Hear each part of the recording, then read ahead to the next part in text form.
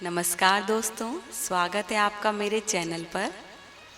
दोस्तों, गुरु नानक देव जी ने ईश्वर का संदेश फैलाने के लिए पूरे भारत की यात्रा की और उनके शिष्य बाला और मर्दाना हमेशा उनके साथ यात्रा करते थे।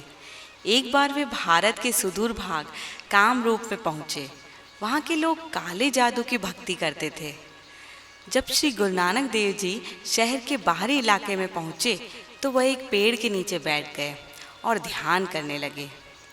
यहाँ मर्दाना जी भोजन और पेय की तलाश में शहर की ओर चले गए और भाई बाला वहीं नानक जी के साथ ठहर गए। भाई मर्दाना को वो जगह ठीक लगी तो वह वहाँ से अपने बर्तनों में पानी भरने लगे। तभी वहाँ से कुछ युवतियाँ गुजरी।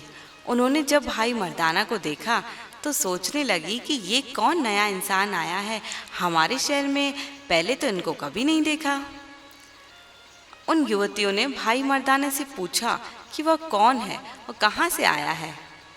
जब भाई मर्दाना ने उत्तर दिया तो उन्हें लगा कि वह कुछ अजीब लग रहा है, क्योंकि वह एक अलग भाषा बोलता है।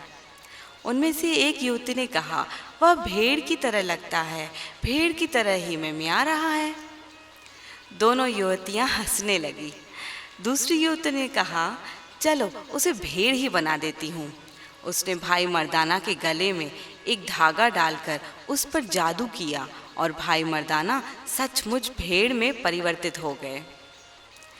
इधर बाबा नानक देव जी को एहसास हो गया कि भाई मर्दाना के साथ कुछ गलत हो रहा है, इसलिए वे भाई बाला के साथ शहर की ओर चल दिए। उन जादुई युवतियों ने जैसे ही उन्हें आते देखा तो उन्हें भी जानवर बनाने का फैसला कर लिया। उनमें से एक ने श्री गुरु नानक देव जी पर जादू करने की कोशिश की, लेकिन बाबा जी पर उसके जादू का कुछ असर नहीं हुआ। दोबारा कोशिश करने पर उस युवती का हाथ हवा में ही जम गया। अब वह अपना हाथ हिला भी नहीं पा रही थी। दोनों युवतियां बड़ी परेशान हो गई। उन युवतियों ने कई अन्य मंत्र आजमाए, पर जो कुछ भी उन्होंने करने की कोशिश की उसका प्रभाव उल्टा उन पर ही पड़ रहा था। वहां पर मौजूद एक अन्य महिला जो यह सब दूर से देख रही थी, वो बहुत घबरा गई। वह दौड़कर कामरूप की रानी के पास पहुंची और उसने अपना आंखों देखा हाल बताया। रानी खुद एक शक्तिशाली जादूगरनी थी। वह स्वयं देखने गई कि आखिर मामला क्या है। जब वह उस जगह पहुंची तो देखकर आश्चर्यचकित हो गई, क्योंकि उसकी बहनों का जादू पूरी तरह से अवरुद्ध हो गया था। रानी ने उनकी मदद करने के लिए जादू करने की कोशिश की, लेकिन वह भी काम नहीं आया। अंत में उसने हार मान ली। बाबा जी के चरणों में गिरकर बोली, आप एक महान जादूगर हैं, कृपया मेरी बहनों को मुक्त करें। दयालु बाबा नानक जी ने उन दोनों युवतियों को मुक्त कर दिया और फिर बाबा जी ने समझाया, वास्तव में तो केवल अपने ही जादू के प्रभाव से बंधी हुई थी।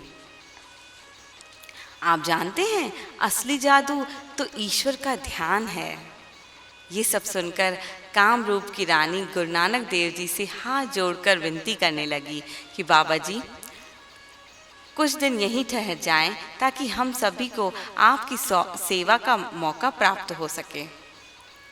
गुरु नानक देव जी ने उन्हें सलाह दी, सुनो, आप लोगों को अपनी शक्तियों का इस्तेमाल किसी को परेशान करने के लिए नहीं, बल्कि किसी ज़रूरतमंद की मदद करने के लिए करना चाहिए। अपने कर्तव्य को अच्छे से निभाओ। अपने हृदय में ईश्वर का ध्यान करो। यह आपकी आत्मा को शांति और दुनिया को प्रकाश देगा। श्री गुरु नानक देव जी के ऐसे अनमोल वचन सुनकर सभी ने अपने तरीके बदल दिए और उनकी बताई हुई राह पर चलने का निश्चय किया। दोस्तों, श्री गुरु नानक देव जी का ये प्रेरक प्रसंग अच्छा लगा हो तो चैनल को प्लीज़ सब्सक्राइब और लाइक कर दीजिए। आपका दिन शुभ हो।